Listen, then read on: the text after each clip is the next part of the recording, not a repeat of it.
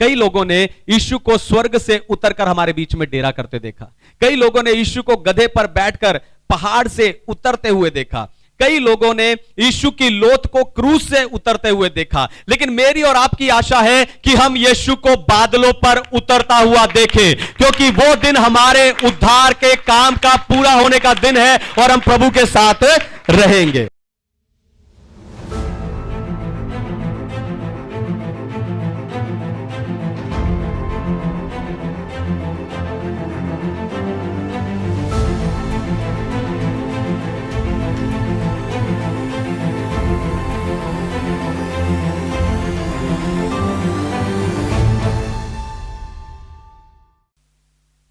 Hallelujah. तो आए आज के वचन में चलें, पवित्र शास्त्र बाइबल से आज का संदेश सुने। आज का संदेश है राजा यीशु आ रहे हैं। राजा यीशु आ रहे हैं। King Jesus is coming. पढ़िए लूक का रचित सुसमाचार 10 अध्याय 38 वचन। Gospel of Luke chapter 10 verse 38। जब वे जा रहे थे तो वह एक गांव में गया और मार्था नामक एक स्त्री ने उसे अपने घर में उतारा। आमेन। परमेश्वर के नाम की महिमा हो। तो जब प्रभु यीशु मसीह बैतनिया में आए तो वहां उनके रहने के लिए कोई स्थान नहीं था। लोगों ने यीशु का प्रचार सुना, उससे प्रार्थना करवाया, अपनी चंगाई चमत्कार प्राप्त किया और अपने अपने घर चले गए। किसी ने भी यीशु मसीह को अपने घर आमंत्रित नहीं किया, क्योंकि अगर वो यीशु को अपने घर बुलाते तो यीशु अकेला नहीं जाते, पर उनके चेले भी उनके साथ जाते, जो काफी महंगा पड़ता। लेकिन तभी उस गांव की मार्था ने यीशु मसीह को अपने घर में उतारा। आप देखो, उसने यीशु को बुलाने से ज्यादा, यीशु को निमंत्रण देने से बढ़कर, यीशु का स्वागत करने से बढ़कर उसे अपने घर में उतारा। उतारा यानी उसने यीशु को उसके चेलों सहित ग्रहण किया। उसने यीशु को उसके चेलों सहित ग्रहण किया। मरियम और मार्था का यीशु को ग्रहण करने के कारण ही यूहन्ना रचित सुसमाचार 11 अध्याय में उनके 4 दिन से मरे हुए भाई लाजर को प्रभु यीशु मसीह ने जीवित किया। तो प्रभु यीशु का उतरना हमारे लिए आशीष लाता है, यही बताकर मैं आपको उत्साहित करने जा रहा हूं। लेकिन उससे पहले मैं चाहता हूं कि दुनिया भर से जितने विश्वासी स्पिरिचुअल पैशन असेंबली यानी आत्मिक उत्साह की सभा के संदेश को सुनते, हम जोरदार ताली से उनका स्वागत करें।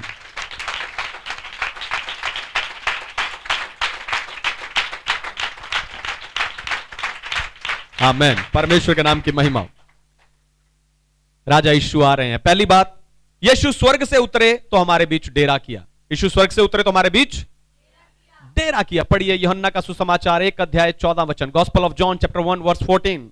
और वचन देहधारी हुआ और अनुग्रह और सच्चाई से परिपूर्ण होकर हमारे बीच में डेरा किया, और हमने उसकी ऐसी महिमा देखी जैसी पिता के एकलौते की महिमा। आमीन। परमेश्वर के नाम की महिमा हो। तो परमेश्वर शुरुआत से ही अपने लोगों के बीच में बसता आया है। हालेलुया। मिस्र से निकलने के बाद इजरायली जहां पर भी अपना डेरा डालते थे या अपने तंबू लगाते थे, तो परमेश्वर का तंबू या परमेश्वर के मंदिर वाला तंबू या जिसे मिलाप वाला तंबू कहा जाता था, उस तंबू को सारे इजरायलियों के तंबुओं के बीच में लगाया जाता था, क्योंकि हमारा परमेश्वर अपने लोगों के बीच में बसने वाला परमेश्वर है।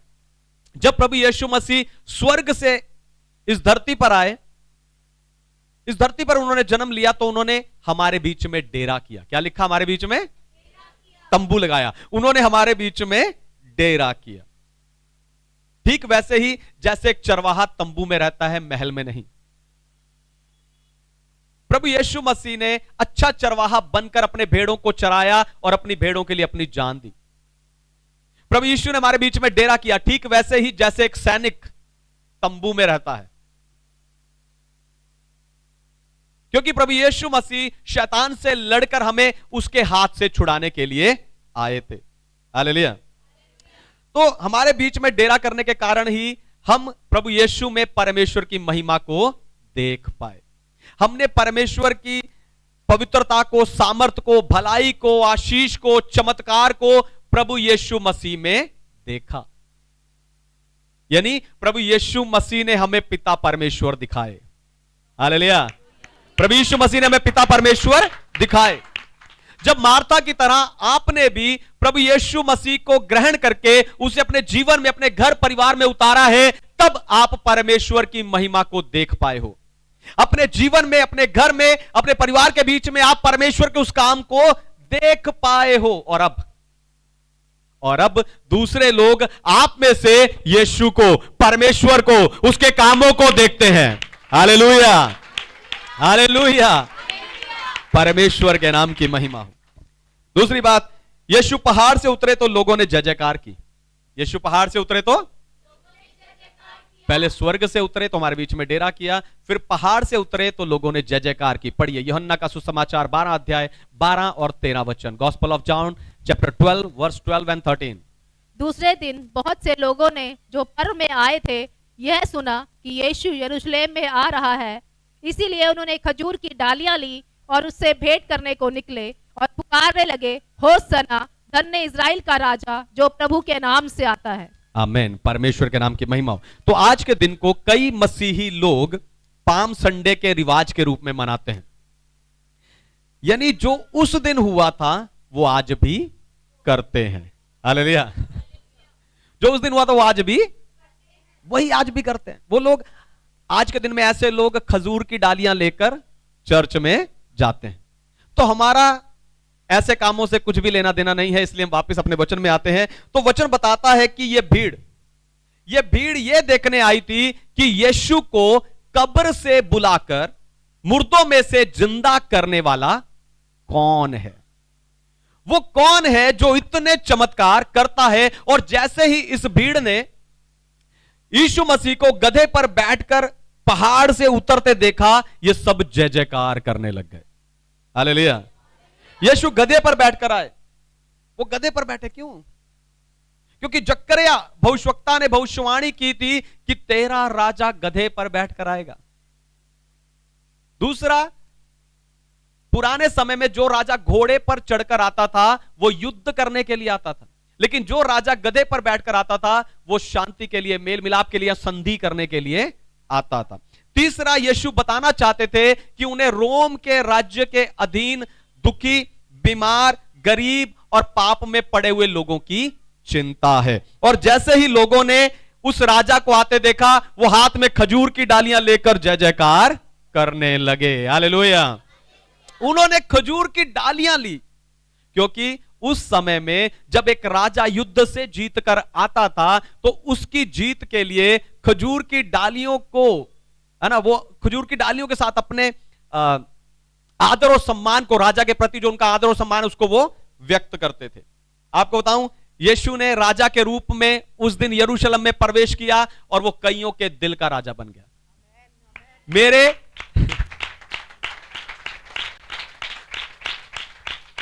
ऐसे शांति भरे राजा को आते देखकर वो कईयों के दिल का राजा बन गया। मेरे और आपके हृदय का भी वही राजा है, इसलिए आप हमेशा हर जगह अपने हाथ रूपी खजूर की डालियों को उठाकर उसकी जय जयकार किया करें।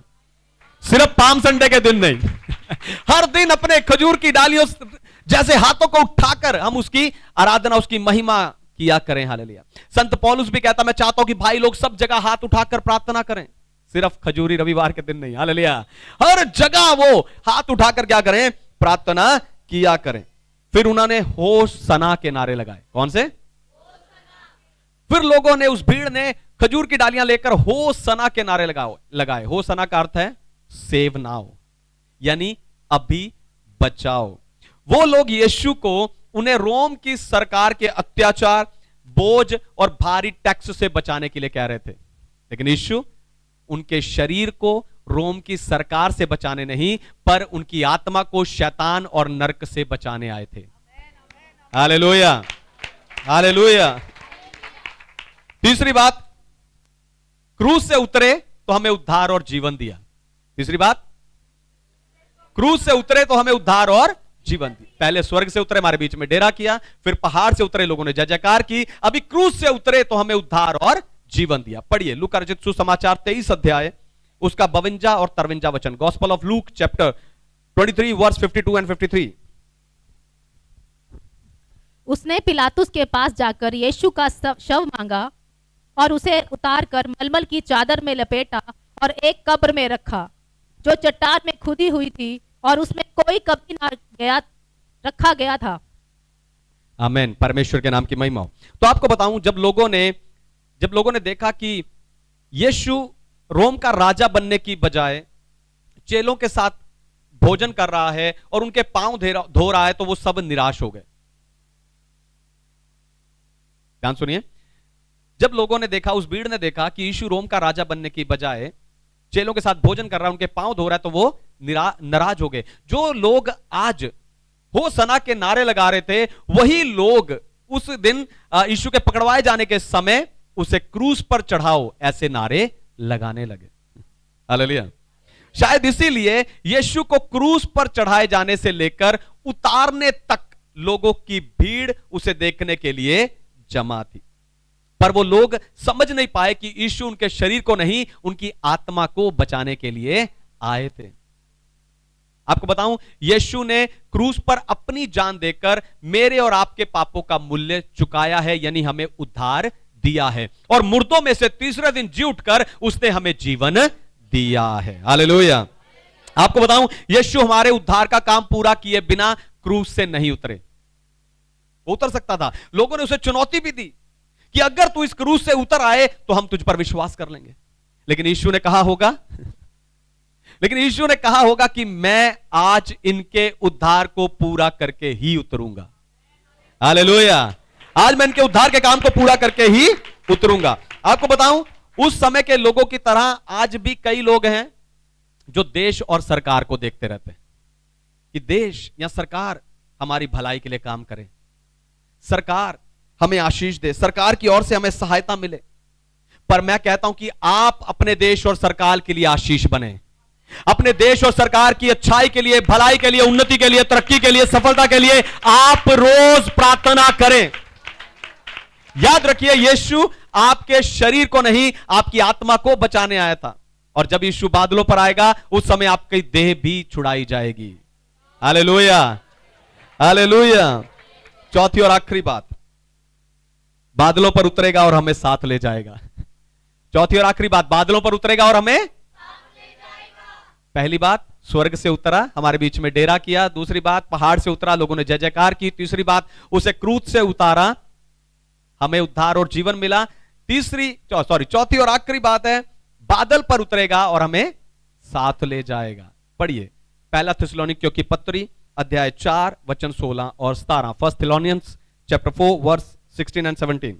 क्योंकि प्रभु आप ही स्वर्ग से उतरेगा, उस समय ललकार और प्रधान दूत का शब्द सुनाई देगा, और परमेश्वर की तुरही फूकी जाएगी, और जो मसीह में मरे हैं वे पहले जी उठेंगे। तब हम जो जीवित और बचे रहेंगे उसके साथ बादलों पर उठा लिए जाएंगे कि हवा से में प्रभु से मिले, और इस रीति से हम सदा प्रभु के साथ रहेंगे। आमेन, परमेश्वर के नाम की महिमा हो। आपको बताऊं, कई लोगों ने यीशु को स्वर्ग से उतरकर हमारे बीच में डेरा करते देखा। कई लोगों ने यीशु को गधे पर बैठकर पहाड़ से उतरते हुए देखा। कई लोगों ने यीशु की लोथ को क्रूस से उतरते हुए देखा। लेकिन मेरी और आपकी आशा है कि हम यीशु को बादलों पर उतरता हुआ देखें, क्योंकि वो दिन हमारे उद्धार के काम का पूरा होने का दिन है और हम प्रभु के साथ रहेंगे। हालेलुया। पर आपको बताऊं, यीशु के आगमन की बात को सुनकर लोगों के अंदर एक डर, एक घबराहट आ जाती है कि मैं उठाया जाऊंगा कि नहीं, पता नहीं क्या होगा, मैं छूट गया तो यहां तो महाक्लेश से होकर जाना पड़ेगा। लोगों के अंदर एक डर और घबराहट आ जाती है। पर आपको बताऊं, आपको डरने की बजाय अपने आप को उसके आगमन के लिए तैयार करना है। हालेलुया। यीशु के आगमन से डरने की बजाय खुद को उसके आगमन के लिए हमें तैयार करना है। कैसे? एक दो बातें मैं जल्दी से बताऊंगा कैसे। सबसे पहली बात है, कलीसिया के प्रति अपनी वचनबद्धता को बढ़ाकर। कैसे? कलीसिया के प्रति अपनी वचनबद्धता को बढ़ाकर। क्यों? क्योंकि इब्रानियों की पत्री 10 अध्याय 25 वचन में लिखा है कि जैसे जैसे अंत के दिन और यीशु का आगमन निकट आ रहा है, हम ज्यादा संगति करें। हालेलुया। हम ज्यादा संगति करें, क्योंकि जितना आप चर्च में, संडे चर्च में आओगे और जितना आप दूसरी मीटिंग्स में आओगे, उतना आपको परमेश्वर की और लोगों की सेवा करने का अवसर मिलेगा। हालेलुया। हम यीशु के साथ उठाए जाना चाहते हैं, वहां जाके करेंगे क्या? जो लोग संडे चर्च नहीं आते, जो लोग मीटिंग्स में नहीं आते, वहां जाके तो वही होना है। 24 घंटे वहां आराधना है, तो हम वहां जाके करेंगे क्या? ऐसे लोग वहां जाकर करेंगे क्या? इसलिए हमें क्या करना है? कलीसिया के साथ अपनी वचनबद्धता को बढ़ाना है। हालेलुया।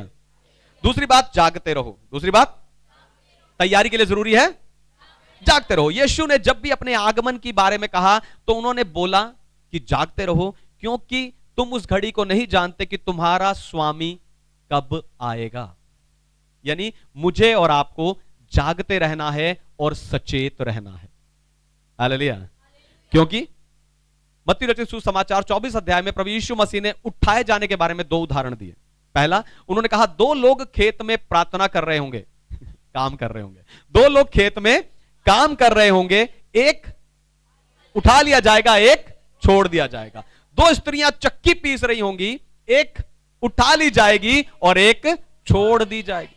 आप देखो, यीशु मसीह ने एक भी उदाहरण सोने वालों के लिए या फिर आलसी लोगों के लिए नहीं दिया। सिर्फ जागृत लोग ही क्या होंगे? यीशु मसीह के आगमन में उठाए जाएंगे। हालेलुया। इसलिए हमें जागते रहना है ताकि हम उठाए जाएं। तीसरा सुसमाचार सुनाए। तीसरा सुसमाचार सुनाए। यीशु मसीह ने कहा जगत के अंत तक जाओ और सुसमाचार का प्रचार करो। लेकिन कई लोग सुसमाचार नहीं सुनाते। क्यों? क्योंकि उन्हें लगता है कि हमें यीशु के आने की वो घड़ी नहीं मालूम, इसलिए शायद अभी बहुत समय है। लेकिन आपको बता दूं कि जब तक सारे जगत में सुसमाचार सुनाने का काम पूरा ना हो जाए, तब तक यीशु मसीह आएगा नहीं। इसलिए मेरी और आपकी जिम्मेवारी है कि हम जाएं, सुसमाचार सुनाएं। हालेलुया। चौथा और आखिरी, अच्छा चरित्र बनाएं। यीशु के आगमन में उठाए जाने के लिए अच्छा चरित्र बनाएं। पढ़िए 2 पत्रस 3 अध्याय 14 वचन, 2 पीटर चैप्टर 3 वर्स 14। इसलिए हे प्रियो, जबकि तुम इन बातों की आस देखते हो, तो यत्न करो कि तुम शांति से उसके सामने निष्कलंक और निर्दोष ठहरो। आमीन। परमेश्वर के नाम की महिमा हो। तो आपको पाप, नशे और बुराई से दूर रहना है। आपको पाप, नशा और बुराई से दूर रहना है। पिछले संडे हमने पाप के बारे में एक उत्तम शिक्षा यहां पर सीखी थी। आपको उन कामों को करना है, उन बातों को पूरा करना है। हालेलुया। क्योंकि धर्मी और निष्कलंक लोग ही यीशु के आगमन में उठाए जाएंगे। हालेलुया। तो